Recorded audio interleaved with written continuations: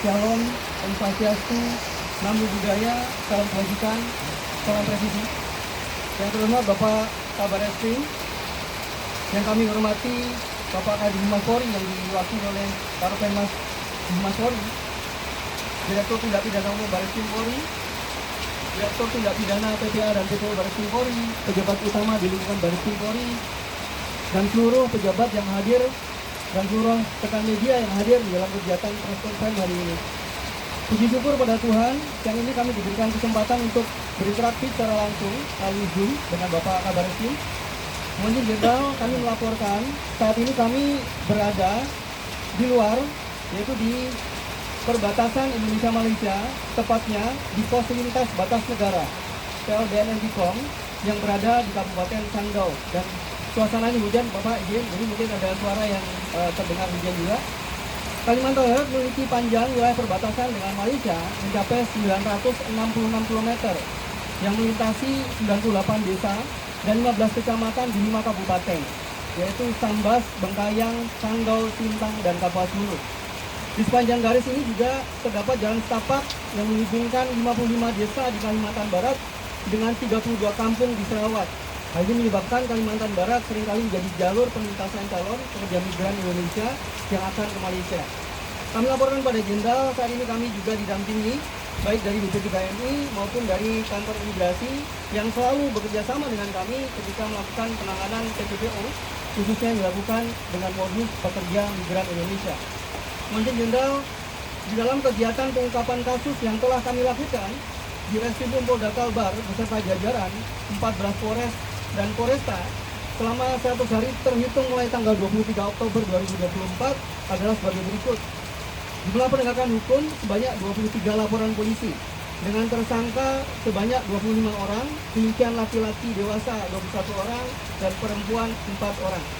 Selanjutnya ada korban yang berhasil diselamatkan dengan 74 orang dengan rincian laki-laki 56 orang dan perempuan 18 orang. Modus yang dilakukan oleh tersangka yaitu pengerja migran Indonesia, kemudian pekerja seks komersil, kemudian eksploitasi anak banyak 3 LP.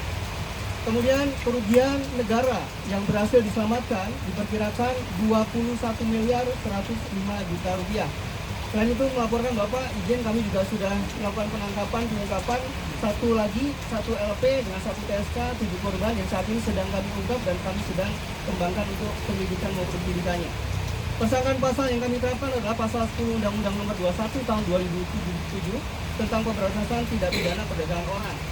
Kemudian pasal 81 Undang-Undang Nomor 18 Tahun 2017 tentang perlindungan pekerja migran Indonesia dan pasal 69 orang perseorangan dilarang melaksanakan penempatan pekerja migran Indonesia.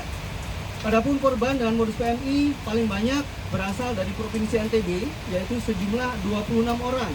Kemudian dari Kalbar sejumlah 11 orang dan 10 orang dari Jawa Tengah, 8 orang dari NTT, 6 orang dari Jawa Timur, sedangkan yang lainnya berasal dari Sulsel, Lampung, Jabar, Sumut, dan Kalteng yang berencana akan ke Malaysia melalui jalur PLDN Antikong maupun jalan setapak yang ada di sekitar perbatasan sepanjang Kalbar dan Malaysia. Penangkapan yang kami lakukan ada di beberapa tempat yaitu bandara, terminal, dan beberapa tempat yang menjadi tempat transaksi dilakukannya kegiatan perekrutan pekerja migran Indonesia. Cara yang digunakan adalah dengan menawarkan pada calon pekerja migran Indonesia bekerja sebagai pekerja di kelapa sawit, perusahaan kelapa sawit, menjadi petani, menjadi pemecah batu, menjadi pekerja bangunan di Malaysia. Namun dari mereka juga beberapa tidak dilengkapi dengan dokumen dan diiming-imingi akan ada yang mengurus surat-suratnya, kemudian akan dijanjikan akan dibayar sesuai dengan jumlah yang membuat mereka ingin untuk melakukan kegiatan pekerjaan yang ada di luar negeri.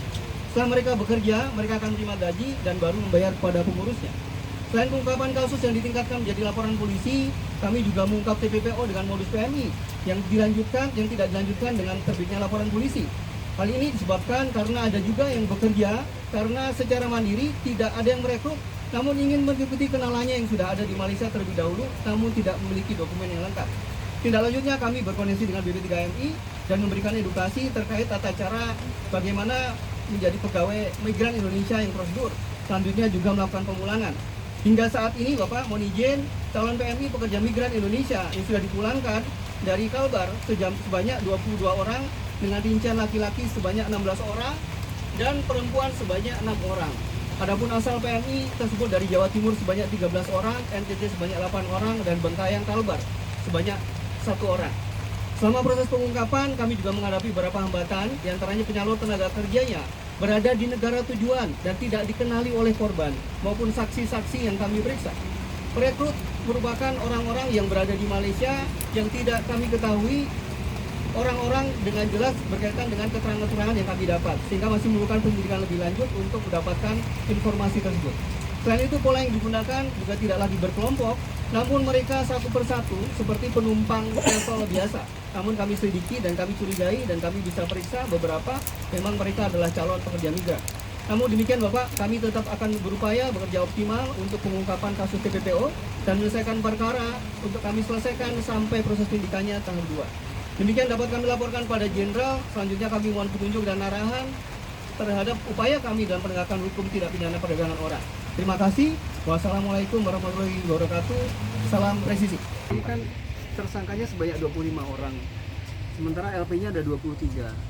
Jadi dari 25 orang ini terdiri dari orang-orang yang ada di masing-masing LP. Dan juga tidak semua LP sudah sampai pada proses sidik. Tapi masih ada beberapa LP yang kita masih juga mencari tersangkanya atau lidik. Gitu ya. Jadi keterkaitan itu pasti case per case sebenarnya. Kemudian berkaitan dengan beberapa tersangka yang ada di luar negeri misalnya. Ini ada beberapa juga tersangka yang orang Indonesia yang memang mereka adalah orang-orang yang sudah pernah kerja di Malaysia, kemudian kembali ke Indonesia, kemudian merekrut di Indonesia. Caranya dia bisa juga menghubungi orang-orang yang dikomunikasikan untuk merekrut juga di wilayah-wilayah menjadi kantong-kantong pengambilan awal daripada pekerja PMI itu sendiri. Sehingga kalau kita istilahkan itu ada pekerja, kemudian ada orang yang merekrut di tempat kantongnya, kemudian ada juga perjalanan itu diatur oleh orang-orang yang mengatur. Kemudian ada orang juga yang membantu pembuatan dokumen maupun orang-orang yang juga bekerja tanpa membawa dokumen. Ada orang juga yang membawa orang-orang itu di dalam kegiatan perjalanannya untuk sampai di perbatasan, sampai dibawa ke tempat asalnya, tempat tujuannya. Jadi orang-orang ini jelas dari sebuah rangkaian ini perannya masing-masing. Demikian juga ada bosnya juga yang di Malaysia, yang pemesan awalnya, yang menyuruh, membiayai, mendanai. Nah tadi disampaikan ketika kita komunikasi, setidak-tidaknya kita menemukan orang-orang yang pertama kali berada bersama-sama dengan para pekerja migran. Biasanya kami pertemukan pertama adalah perekrut dalam konteks, mohon maaf, pembawa atau orang-orang yang menjemput atau orang-orang yang mengantar atau yang mendampingi. Tapi untuk rangkaiannya tadi memerlukan pendidikan yang lebih panjang. Seperti itu ya. Kasus-kasus di kita sebagian besar memang menjadi negara tujuan. Tetapi ada sebuah kasus juga di tempat kita yang sekarang orang-orang ini juga mengarah ke tempat lain selain negara Malaysia. Misalnya? Ada di Myanmar dan Thailand. Ada perbatasan di situ yang sungainya ada di tengahnya. Itu merupakan daerah yang kita bilang sebenarnya kalau disampaikan itu wilayah merah. Kata wilayah merah ini di negara mereka sendiri itu bukan wilayah secure, tapi wilayah yang negaranya juga tidak bisa membuat secure area itu. Dan untuk masuk ke sana sendiri mereka juga sudah mengatakan ini blacklist di kita, untuk masuk pun kesusahan. Nah di kasus itu juga kita sedang menangani, kita sudah komunikasi dengan Kemenlu, dan ini menjadi ranahnya Mabes Polri dengan ranahnya di Hubinter Mabes untuk kita komunikasikan. Sehingga ketika nanti ada kebijakan negara untuk menyelamatkan orang-orang kita yang di sana. Tadi yang dibilang online scamming tadi, ada orang yang direkrut melewati perbatasan kita, masuk ke negara orang, masuk ke beberapa negara yang lain, masuk ke Thailand, masuk ke Myanmar, kemudian di sana jadi pekerja online scamming. Nah, ini bukan cuma di Indonesia, maaf bukan jadi Kalbar aja, tapi begitu kita menyampaikan ke Kemenlu, ternyata Kemenlu punya data-data bukan cuma Kalbar saja, tetapi itu komprehensif dilakukan di tempat-tempat lain. Gitu. Kenapa mereka mesti tertarik terus untuk pergi ke negara tetangga bekerja? Satu pasti karena keterkaitan dengan kebutuhan dasar ekonomi. Kebutuhan dasar ekonomi ini berarti menjanjikan untuk bekerja di sana dengan tingkat keuangan yang lebih baik daripada Indonesia.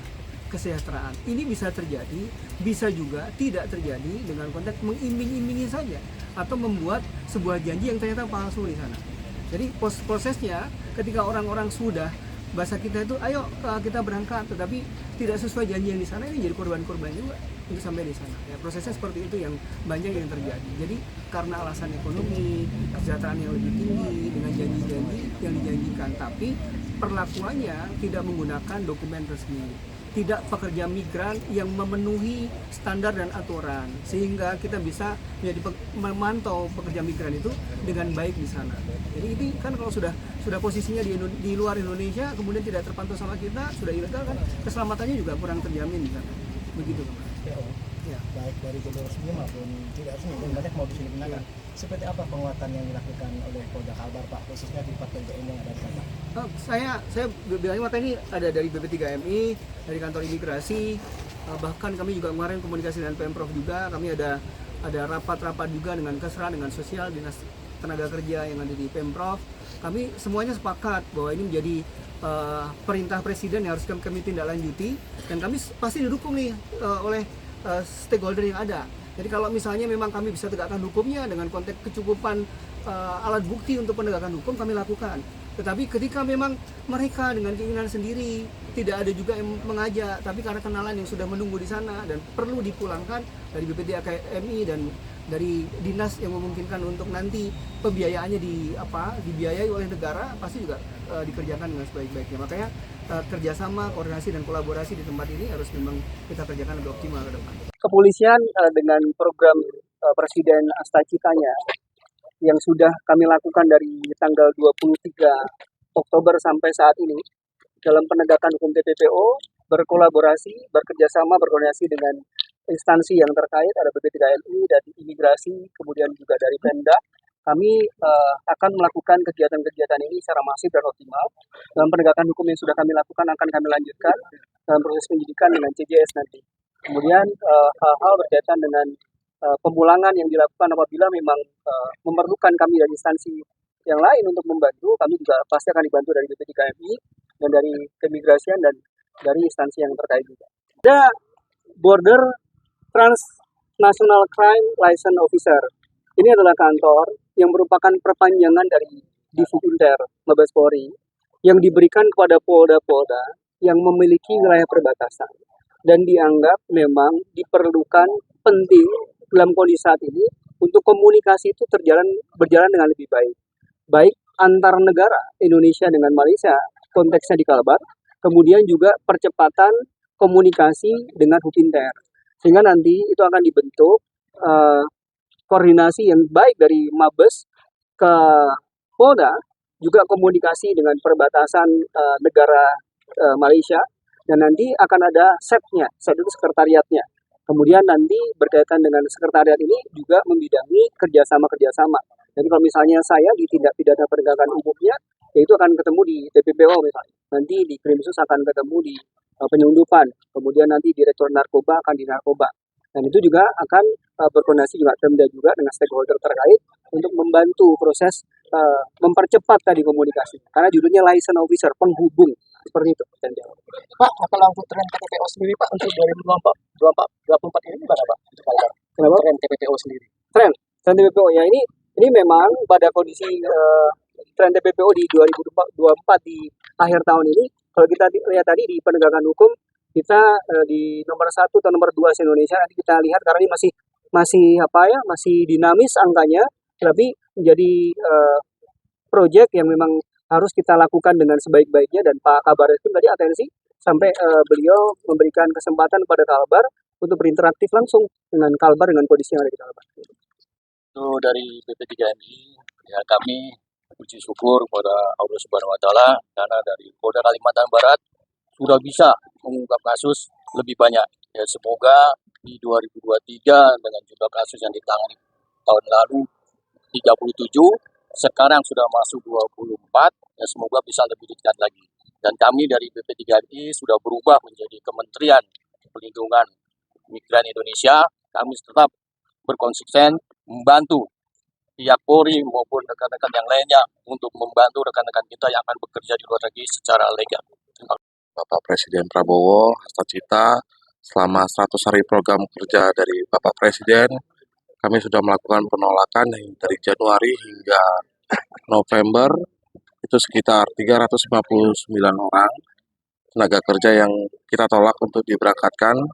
Tetapi kita akan selalu mewawancarai apabila hendak pergi ke luar negeri. Kita akan memfilter supaya yang bersangkutan tujuannya jelas dan tujuannya kemana dan proses berapa hari di sana. Apabila tidak jelas, maka petugas imigrasi melakukan interview secara singkat. Apabila tidak jelas, maka akan dipulangkan kembali. Rata-rata yang ditolak itu apa aja yang menjadi penyebab? Penyebabnya tujuannya dan satu tidak bawa uang saku yang mau untuk berlibur alasannya, tetapi mereka tidak bawa uang saku. Di kantongnya hanya Rp200 untuk berlibur. Sebenarnya kan tidak cukup. Memang benar bahwa kasus di perbatasan tidak hanya terkait masalah TPPO ya, tapi juga salah satunya adalah kasus narkoba. Ini juga masuk dalam program Asta Kita Bapak Presiden ini. Nah, dan untuk diketahui bersama bahwa Polda Kalbar ya kita punya strategi khusus memang dalam penanganan pemberantasan tindak pidana narkoba ya. Namun tidak bisa saya ungkapkan di sini gitu loh. Karena kalau kita ungkapkan teknik dan taktik kita ya pasti akan bocor.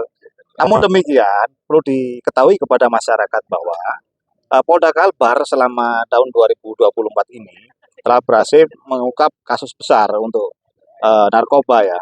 Nah, dengan adanya 6 kasus yang terdiri dari sekitar 18 tersangka. Nah, dengan adanya pengungkapan ini kita berhasil mengamankan kurang lebih 100 kilo lebih ya. 100 kilo lebih barang bukti berupa sabu. Nah, kemudian barang bukti dalam bentuk pil inex sekitar 20 ribuan lebih. Nah, itu dari Polda Kalbar memang punya strategi khusus dalam pengungkapan kasus narkoba, tapi sekali lagi tidak bisa saya ungkapkan. Yang jelas memang ada ya, strategi kita ada. Dan itu bisa dibuktikan dengan adanya keberhasilan yang tadi saya ungkapkan tadi. Itulah. Jelang akhir tahun apakah tidak menutup kemungkinan Pak Kinain bisa diorganiskan di BBN Dukung Pak? Penebalan pasukan. Ya, kalau memang diperlukan akan kita kirimkan. Jadi semua itu nanti kita coba lihat dari kebutuhan. Kalau memang itu dibutuhkan, kita akan berdayakan. Namun demikian kita juga tetap menghormati dari masyarakat mungkin yang Muslim, karena kita gunakan sarana itu kalau misalkan tidak benar-benar mendapatkan informasi yang valid ya kita upayakan untuk meminimalisir menggunakan Kinain. Namun demikian kita juga punya alat dalam bentuk X-ray yang ini juga portable yang dimiliki oleh Mamofit. Nah, itu bisa melihat apa barang-barang apa ya, khususnya narkoba juga bisa memantau itu. Gitu.